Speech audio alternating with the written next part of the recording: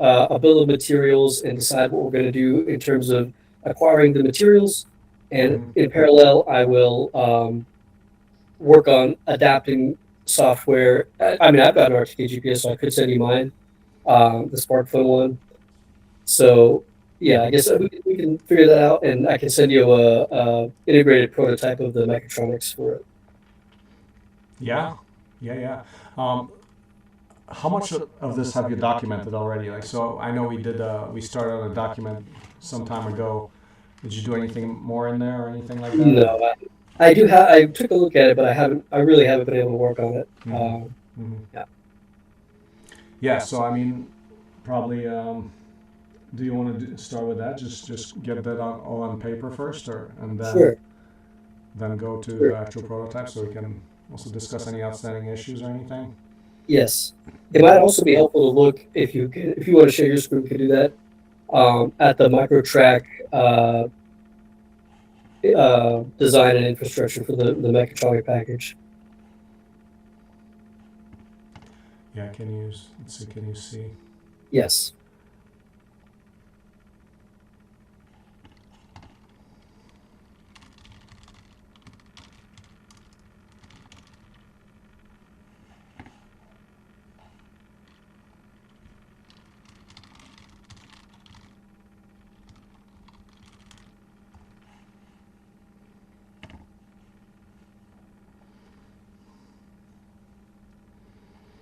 I see your home window with the video controller and then your screen. Maybe I'm looking at the wrong. I'm not like looking at like a minimized version or something.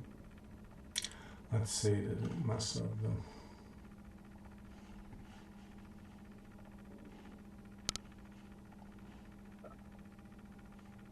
Oh, yeah, I think that's the one.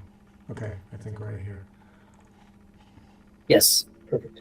Yeah, Let's see. Probably cat is the best place.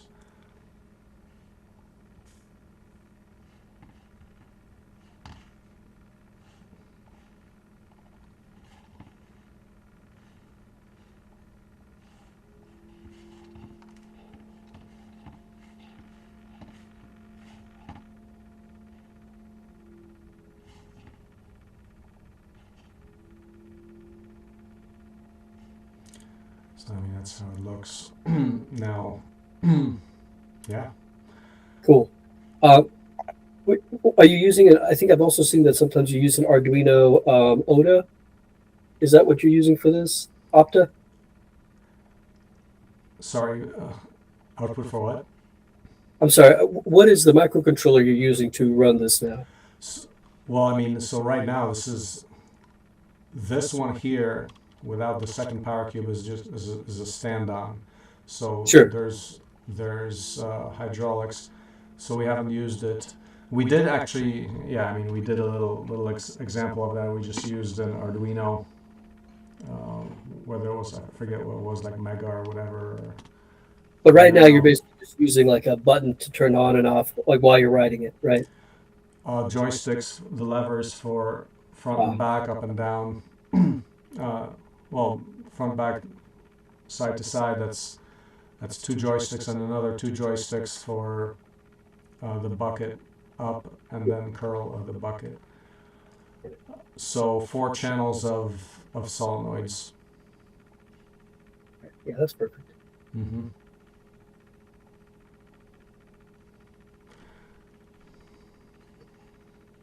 Do you have a board? I guess you might have bought an off-the-shelf version, but of the control package. But I guess do you have an existing board that connects um, your levers to like to the solenoid, or the mechanical connections, or is there No, electrical? so the idea here would be to replace the valves and convert those to solenoids. So right now this is just mechanical control. There's no solenoids in the system. The valves we would replace by actuators, but here the idea is you're not standing on this, you're just walking alongside of it. You've got your controller, your joystick that's got two joysticks. You know, one joystick for up and down, side to side, and the other one for the bucket control. So that's what we would do. But right now, it's there's the way it works right now. The power cube has an engine. There's a hydraulic power. The hydraulic power is tapped off these holes here, like these ones here. So a hose goes to the now if we have the 4 channels of solenoids, that's where the hose would go through, and then you got the electronic controls connecting to the solenoids, whatever the board and everything else connecting to those solenoids. And the solenoids would be 12 volts. So you need a battery here. So let me do this.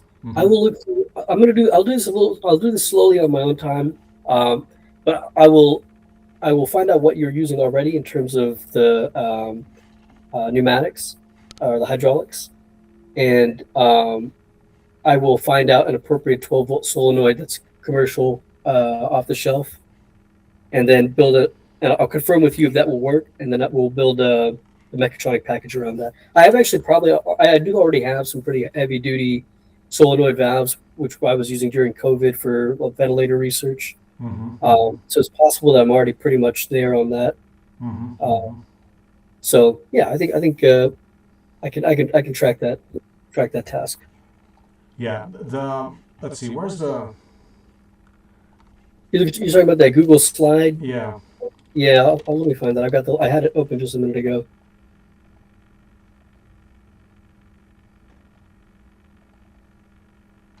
I think it's right here. Open source skid steer, right? So is this what we're looking at? No. No, oh, Different one. But as far as solenoids, that's actually under here. It's this is the kind perfect. of thing we can be talking about. Right. 12 I dropped volt. that link in there.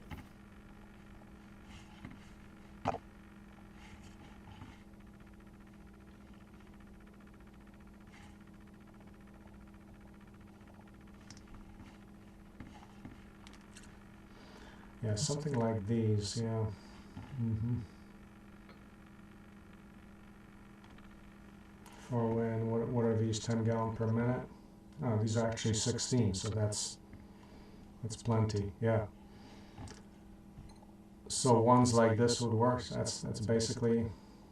Let's see, how much is this one? Is that 10 gallon per minute? Mm-hmm. Yeah, I think this kind of one would give us a little headroom if we got 16 gallons per minute. But yeah, both of these would work. Mm-hmm.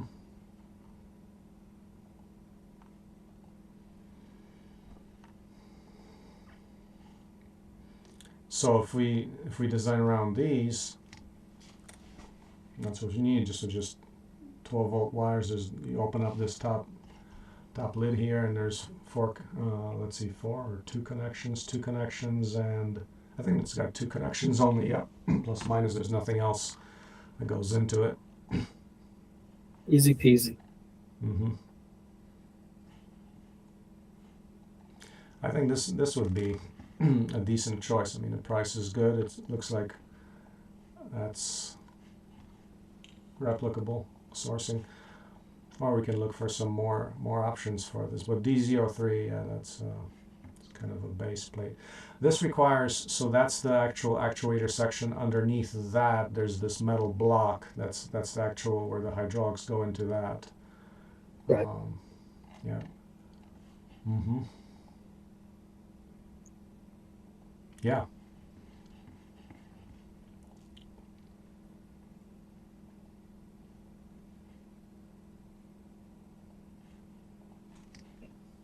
Yeah, the only I really want to build one live track, but the only thing I couldn't get machined easily would be the track itself. Maybe I could buy one. Well, the other option is if you have any little rover Yeah, with, you can test it out on that. So it's basically a signal yeah. that you're outputting 4 signals. Or I mean, you can start by saying, okay, here's the wheels. In fact, 2 channels might be. we can do it for 2 channels as the first step and get that accurate. I mean that would give us all that positional accuracy stuff too. And really, that's the reason I didn't. I had it wired up, the little rover I showed you last time, ready to Yeah. go. I'm at home right now, so I don't have it with me. But um, I realized that that was the easiest part of this. The hard, like the actual part of this that you need me to do is to mount the GPS on there and then link that back to your control as an input. Um, so I was like, well, why am I doing this? He doesn't need me to build. He's already got one of these. Um, but yeah, sure. I mean, I can do that.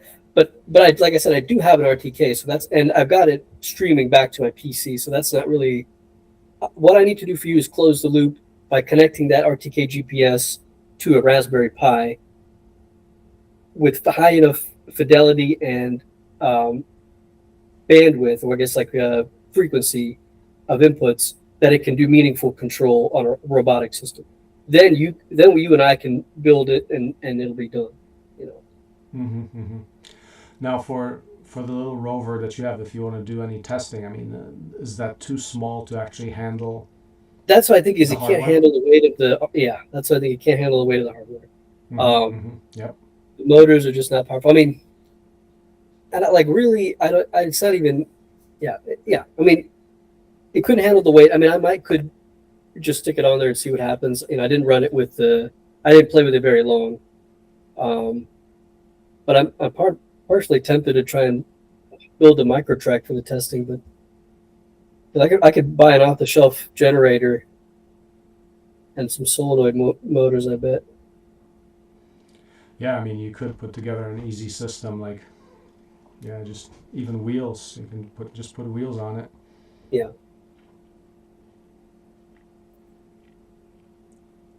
Okay. Um, so what I'll do is, like I said, I'll put together a.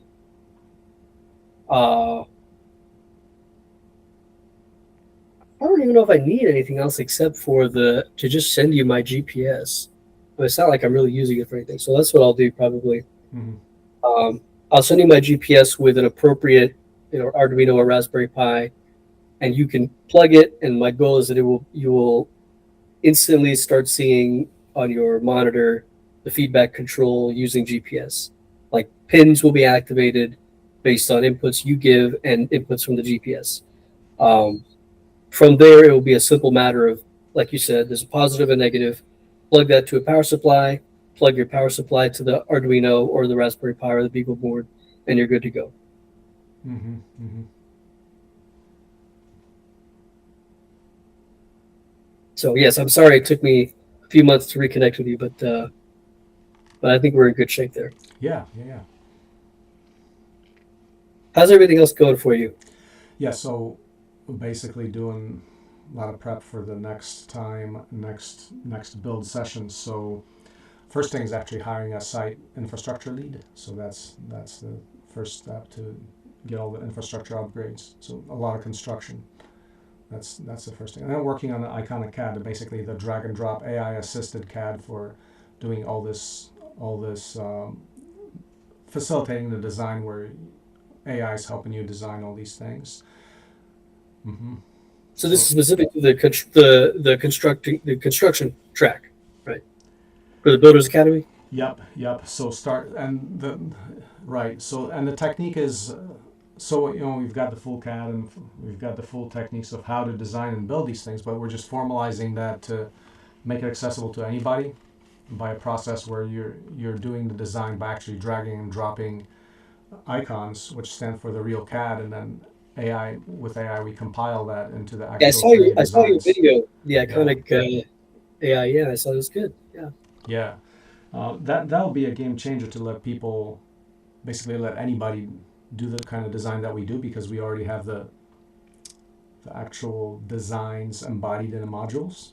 Yes. So that's the idea. The same thing would apply here. Like if we're actually designing this controller, the idea would be okay, you can drag and drop parts which correspond to real parts, and then you can have various modifications that you can make. And then the part of the CAD is where you're actually designing that out in 3D to see how it would actually fit, like say on a tractor or whatever, however Yes. it looks in physical life. So you can figure out all the like interference issues or whatever, just the actual integration.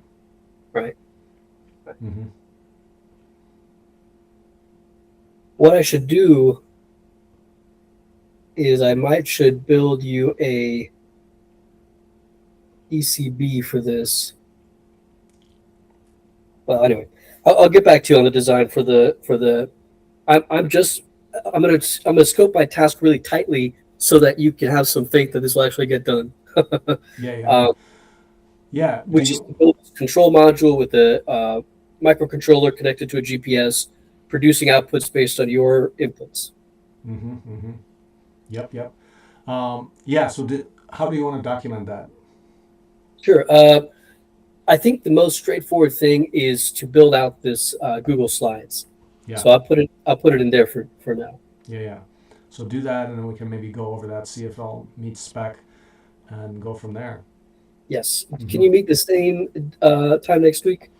Yeah. Perfect. All right. So I should have something for you by then. Okay. Okay. That sounds good.